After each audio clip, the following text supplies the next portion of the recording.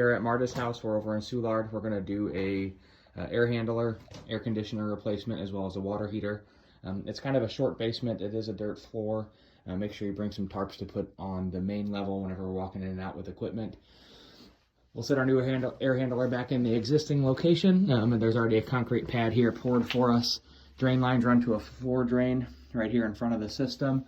I'll do some calculations on the ductwork and see if there's any modifications we need to do on that. I'm pretty sure everything's going to be okay.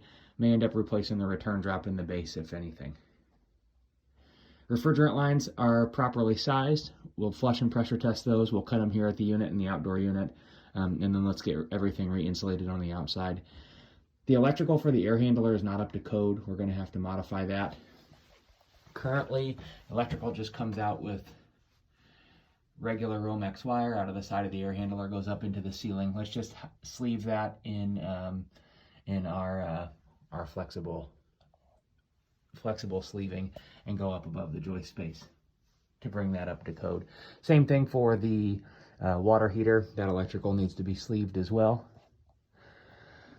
Whenever we do our new water heater, we'll put a new shutoff valve in. We have to do a new thermal expansion tank, and we'll rebuild into the existing plumbing.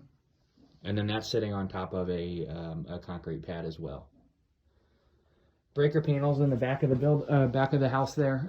There's a 2-pole 30 and a 2-pole 60 amp breaker for the air handler, a 2-pole 30 amp breaker for the air conditioner, and a 2-pole 40 amp breaker for the water heater. That should be everything down here. Okay, here's our outdoor unit. We'll pull this unit up. We'll set our new unit back down in the existing location. Let's set a new pad on top of the existing pad. Bring a couple pavers too, just in case we need to stack around the outsides. New disconnect box, new electrical whip, flush and pressure test the line set, and that's it. We're back downstairs in the basement at Marta's house. We're gonna also add in a whole home dehumidifier. It looks like there's a couple spare breakers here. We'll open that up and see if they are in fact spares, and we can just put our breaker in that spot. If not, we're going to have to do tandem breakers. There's a couple more spares down there too. So we'll have to do some tandem breakers if we can't use the spares. We'll just run our electrical for that up to the ceiling and across over here to where the dehumidifier is going to sit. I'd say let's bring a piece of plywood or something. Or maybe even a whole nother air conditioner pad to set the dehumidifier on, just so it's not on the rocks.